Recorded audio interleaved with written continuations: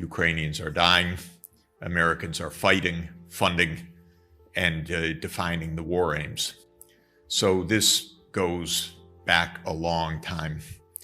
My political life began marching on the streets of Detroit, Michigan against the Vietnam War.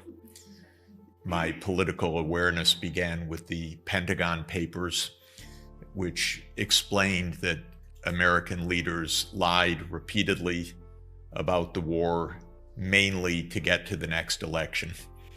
And Daniel Ellsberg, who leaked the Pentagon Papers, wrote a wonderful essay in 1970, which has stuck with me for 52 years, where he said the quagmire myth and the stalemate machine.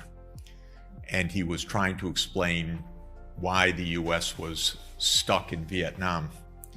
And he said that the usual expression is, we walked into a quagmire.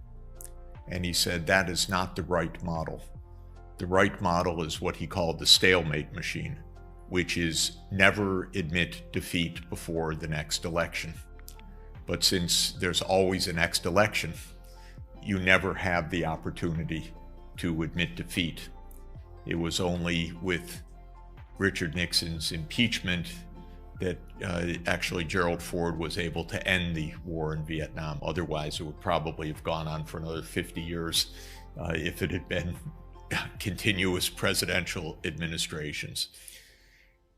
We specialize in perpetual war for two reasons. One, the wars are almost always a mistake because they are an attempt to address political issues through military means in a completely flawed way. And then once in, they can't be stopped, almost without exception, or at least until 15 or 20 years has led to exhaustion. So we were in Afghanistan for 20 full years, from 2001 to 2021. Biden used his first year to pull out of Afghanistan. I thought maybe there would be a year of peace, but that was a little naive on my part, because instead of negotiating with Putin at the end of 2021 over very pertinent issues like the enlargement of NATO to Ukraine, which is the main casus belli of this war, Biden said, I will not negotiate. And so we find ourselves back at war once again. I find all of this deeply disturbing, but am extraordinarily worried that we are about to enter more war in Asia, because we are actually in two fronts now. One is the war in Ukraine, which continues to threaten to expand because, again, the model now is never allow defeat. If anything is on that path, escalate, which is not good when it's two nuclear superpowers. That's a pretty dangerous logic, but that is the prevailing logic.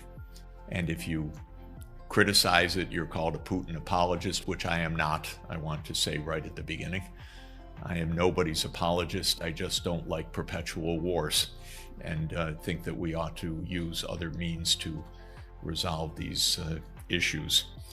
But the United States doctrine, unfortunately, is now rather explicit, and that is that to be secure, the U.S. must be the predominant power in each region of the world.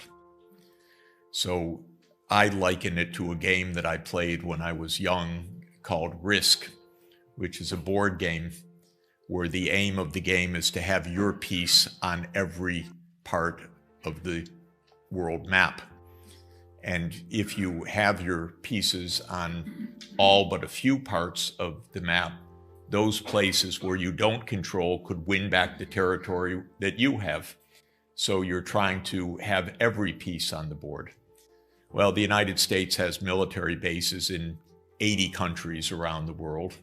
But alas, for the United States, there are 193 countries, so there's a lot of wars to go.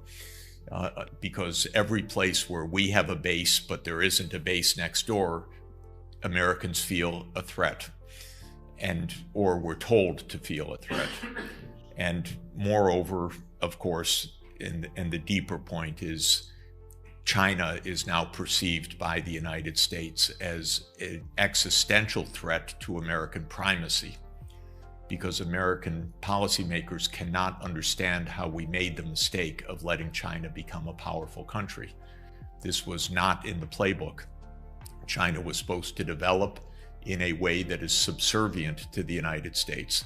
And so now we call it a failure that we made various mistakes, like letting China in the World Trade Organization or letting China play institutionally.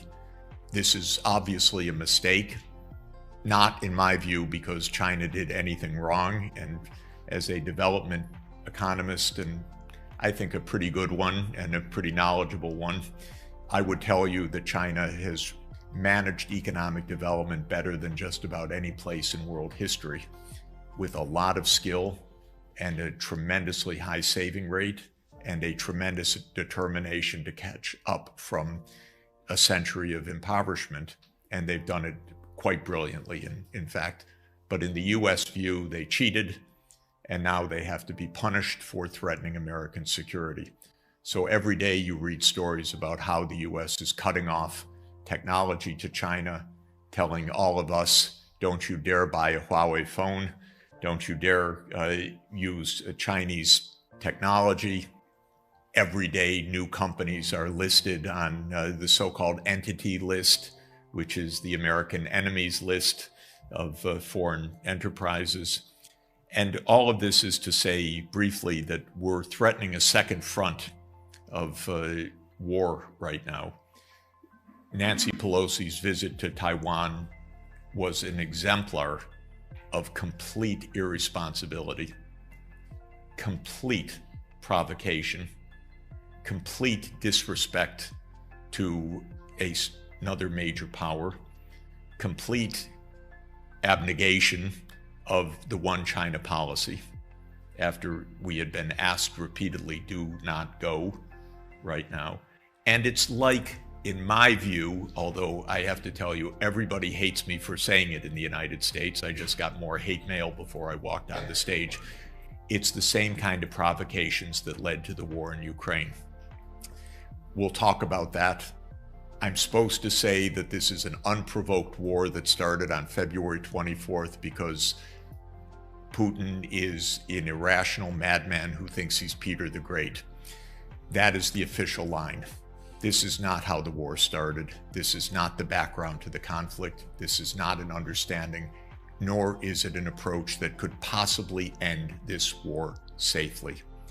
This war started when the United States decided it would move NATO to Ukraine and to Georgia. And if you look on a map, the idea quite explicitly laid out by Zbigniew Brzezinski, whom I knew, and who really did not like Russia as a true Polish patriot, was that we could have NATO in Ukraine, Romania, Bulgaria, Turkey, and Georgia, thereby surrounding Russia in the Black Sea, in Sevastopol. And this is, to my mind, just the second Crimean War, because that was the idea of Palmerston and Napoleon III, and we're at it again. Boris Johnson fantasized that he was Palmerston.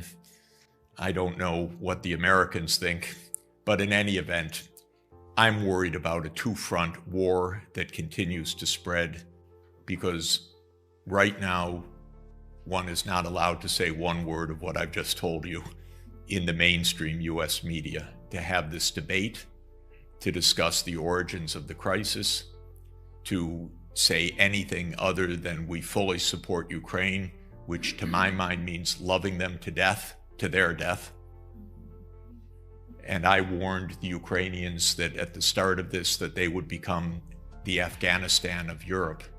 And by that I meant years and years of destruction, all in a patriotic call to battle, as opposed to a clear statement that the US will not expand NATO to Ukraine and Russia should get out, and we should leave a space between the two superpowers and keep things safe. I regard, by the way,